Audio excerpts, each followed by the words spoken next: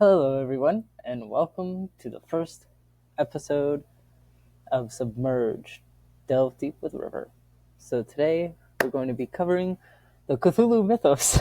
Actually, um, I went to cultistarmory.org, and I'm actually just going to be reading from that site. So sorry if I don't look right at the camera. I'm going to be reading this. And I've always found Cthulhu to be very interesting. For those of you that don't know what Cthulhu is, it is a Lovecraftian deity. It is a deity, and he is a deity in my opinion. Um, and he's most known for his roles in H.P. Lovecraft's books and his writings. So let's get into the Cthulhu mythos. The most merciful thing in the world, I think, is the inability of the human mind to correlate all its contents. We live on a placid island of ignorance in the midst of black seas of the infinity, and it was not meant that we should voyage far. H.P. Lovecraft. The origins, evolution, and influence of Cthulhu and H.P. Lovecraft.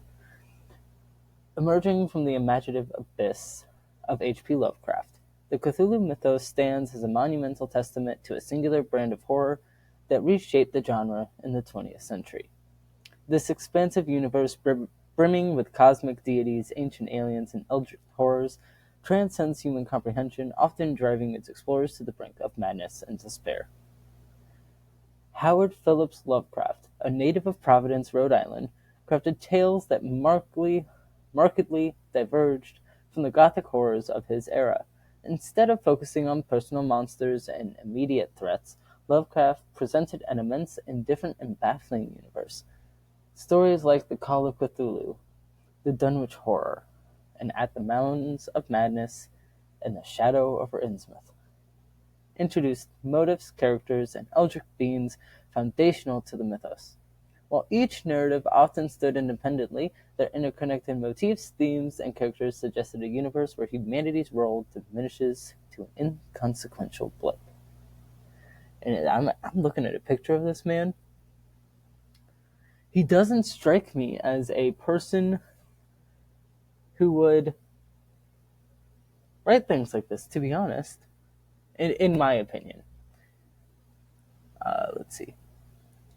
It's a portrait of him taken in 1934 at the age of 44. Holy crap. I didn't know that he was alive that long ago. I didn't realize it was that long ago. Wow. Okay, well then. Okay, where was I? Okay. Interestingly, the term Cthulhu mythos was never coined by Lovecraft himself. The nomenclature owes its inception to subsequent writers, especially Auguste Derleth. I'm sorry if I'm pronouncing that wrong. Drawing inspiration from Lovecraft's... Oh, my God.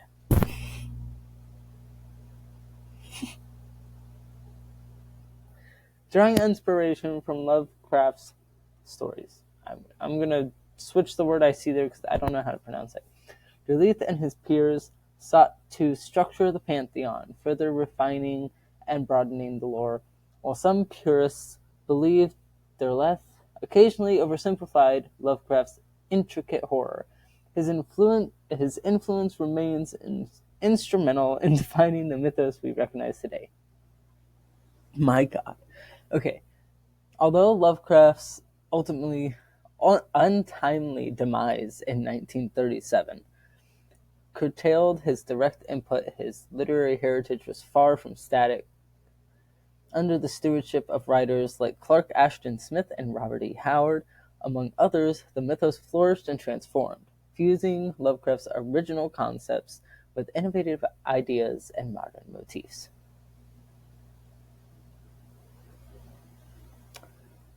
While diverse and complex, the Cthulhu mythos is anchored by core ideas that lend it a distinctive essence and profound philosophical depth. Cosmic horror and indifference are central to Lovecraft's storytelling. It is cosmic horror, an emotion elicited not by immediate threats, but by the vast, indifferent universe itself. Unlike conventional horror, which typically frames humanity against monsters or good versus evil, cosmic horror suggests a universe utterly aloof to human existence. The eldritch beings in the mythos aren't inherently evil or good, they merely exist. Their actions, seemingly random or malevolent to humans, stem from motives, if any, that defy our understanding. Unfathomable universe. Lovecraft frequently underscores our insignificance by presenting the universe as vast and different and beyond human understanding. He uses grand landscapes to highlight human triviality and ignorance. Confrontations with the unknown frequently led his characters into madness, and the human psyche grapples unsuccessfully with such vast revelations. Humanity's triviality. Lovecraft's tales often highlight humanity's fleeting existence in the vast cosmological timeline, positioning humans not as the zenith of creation, but as a mere happenstance of cosmic processes. Lovecraft also frequently ventured into the dangers of illicit knowledge.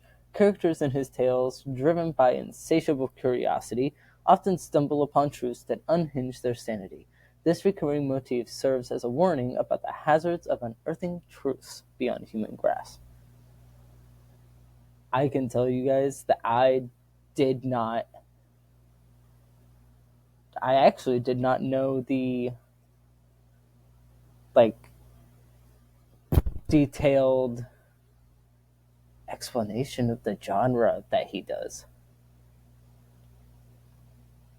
Because normally, if I were to hear cosmic horror, I would just think Alien, like aliens in Alien, that kind of thing.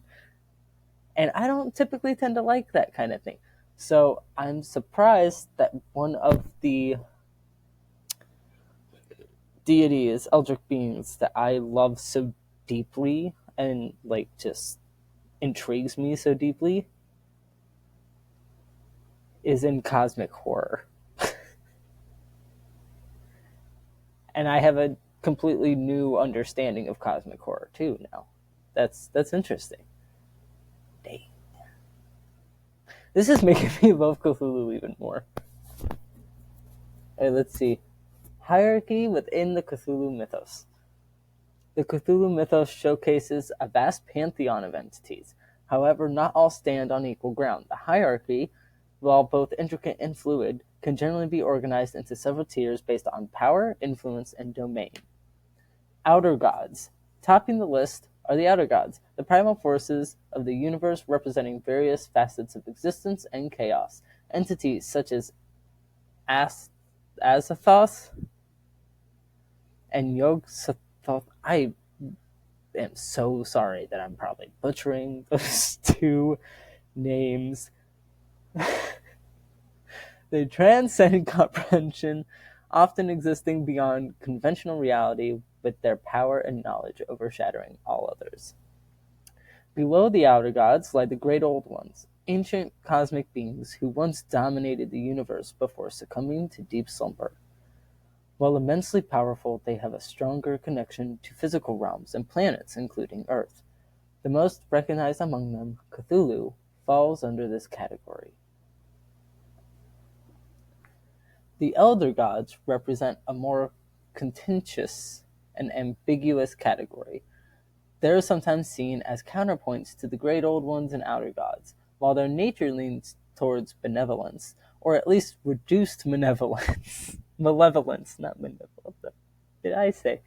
They are often invoked as defenders against the darker forces of the mythos. However, their precise nature and function can differ widely among writers and interpretations. Then there's the lesser deities and entities. This group spans a wide spectrum of beings, from gods revered by particular cults to extraterrestrial visitors and terrifying monsters. Though they might lack the cosmic power of their superior counterparts, their impact on specific places, cultures, or events is undeniable. The major deities and entities include Cthulhu, as perhaps the most emblematic figure of the mythos. Cthulhu combines features of an octopus, a dragon, and a caricature of a human. Located in the sunken city of R'lyeh in the South Pacific, I don't know if I pronounced that right, he remains dormant, awaiting the cosmic alignment for his reawakening. Even in his inactivity, Cthulhu's psychic influence spreads far, invading dreams and spawning cults committed to heralding his resurgence. He embodies the enigmatic and unfathomable forces lurking outside human awareness. Oh god, I am going to pronounce this one wrong. And the others. Nyarlathotep. Nyarlathotep? In contrast to most of Lovecraft's entities, Nyarlathotep, the crawling chaos, I'm going to call him the crawling chaos. The crawling chaos is neither indifferent nor dormant, with countless forms at his disposal. He roams the earth in human guise, spreading discord and acting as a messenger for the outer gods. Where most deities in the mythos remain distant, the crawling chaos actively engages with humanity, often with malevolent designs. And as a thought, also called nuclear chaos or blind idiot god. He's called the blind idiot god. If I could eventually figure out a way to show you guys my screen, it literally says nuclear chaos, dubbed the nuclear chaos or the blind idiot god. The blind idiot god is a foundational deity situated at the universe's core. The universe is imagined as a transient dream of the blind idiot god, and its awakening would signal the end of all existence. Lacking consciousness or intent, the blind idiot god epitomizes the raw, apathetic chaos of the cosmos. Blind idiot god. It would make sense that the world would be destroyed by an idiot. Just forget the fact that he's blind. I don't know if he's actually blind, like in the sense of I don't know if it'll get into that, but it's hilarious. Okay. This one does not have another name, so Yog Sothoth, I'm going to just call him Yog, envisioned as a collection of luminous orbs. Yog is omnipresent, oh my god. Omnipresent, omniscient, and linked to the fabric of time and space. Although it exists outside of our realm, it remains interconnected with every aspect of it, making its position as one of the most formidable beings in the mythos. Others. It literally just says others. The mythos brims with other significant entities, such as a Shub. Oh, I am not saying that. Nope. Going over that. The black goat of the woods with 1,000 young. A dragon. No, and Dagon, the monstrous deity of the abyss. Okay. I'm not saying one of those. I'm not saying. I can't say that. The Necronomicon. These artifacts of the Cthulhu mythos. We're almost done. The Necronomicon, authored by the mad Arab Abdul al-Hazred in the 8th century, the Necronomicon is perhaps the most notorious fictional grimoire within the mythos. Conceived in Damascus and subsequently translated into several languages, including Greek and Latin, this tome encompasses dark rituals, taboo knowledge, and comprehensive accounts of cosmic entities, notably the Great Old Ones and the Outer Gods. Possession or more exposure to the Necronomicon can plunge one into madness or worse, given its revelation of unfathomable truths. Over the ages, it has come to symbolize the peril inherent in humanity's reckless pursuit of forbidden knowledge. De Vermis Mysterious, Mysteries of the Worm. Sorry. I'm sorry for chuckling at this, but some of this is kind of funny. A forbidding volume of arcane rites and history penned by Ludwig Prynne, emphasizing the history of the enigmatic worm god. I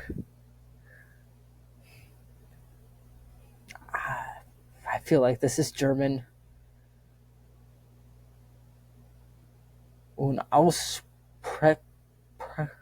I'm literally studying German. Okay, in English it means unspeakable cults or nameless cults. My friend in Germany, Leo, is going to be really mad at me for that. Authored by Friedrich von Huntz. I think that's how you pronounce it. It's spelled Junzt. I think you pronounced it the way I did. This work delves into dark cults, their rituals, and their reverence for the olden gods. The Narcotic manuscripts predating humanity, these scripts hail from the antediluvian city of Nakotus, frequently cited for their accounts of ancient civilizations and prehistoric deities. Holy crap, there's a lot of these. The Silver Key. Tied to Randolph Carter, a recurring Lovecraftian protagonist, this mythical key allows its possessor to traverse dimensions, from dream realms to forgotten pasts. It symbolizes a longing for bygone innocence and simpler times.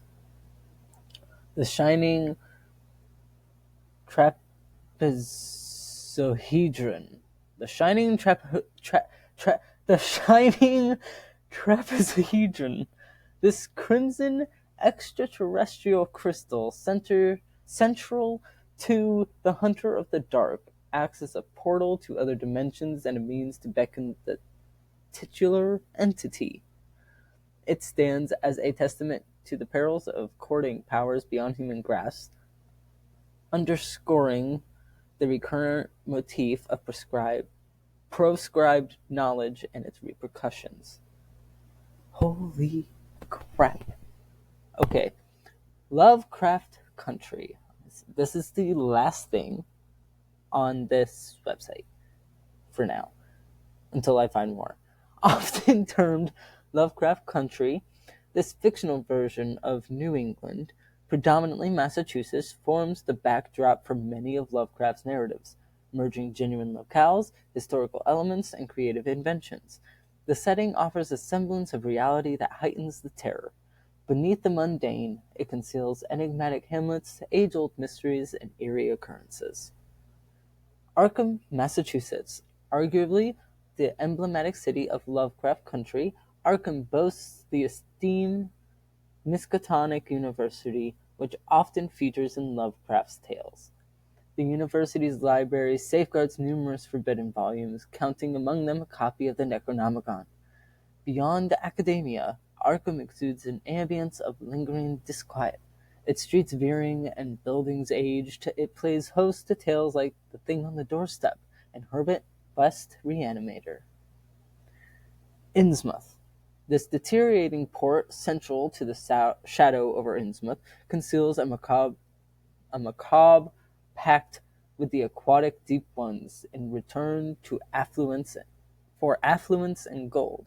The townspeople intermingle with these beings, resulting in degenerate lineage with marine characteristics. The nefarious, historic order of Dagon holds sway here, preserving the town's clandestine practices and rituals. Dunwich. Nestled in the pastoral expanses of Massachusetts, Dunwich is an antiquated, secluded hamlet. The Dunwich horror unfolds here, depicting a village steeped in superstition and inhabited by recluses. The Whately clan, central to the story, resides here.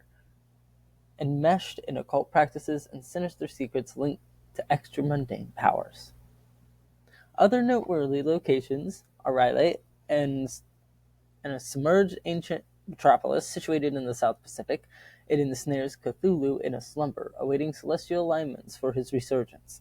The city's non-Euclidean architecture unnerves with its defiance of human logic. The Plateau of Lang, an enigmatic locale that shifts between Central Asia and the Dreamlands. It is inhabited by sinister entities and steeped in mysteries often linked to the Necronomicon. Kingsport, a coastal Massachusetts town and setting for the festival. It is marked by its age-old ceremonies and its ties to the enigmatic Dreamlands. And that is the end of the Cthulhu mythos. Thank you all so much for watching.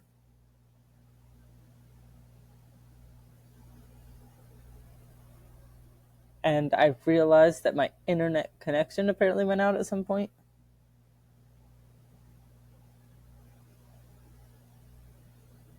So let's hope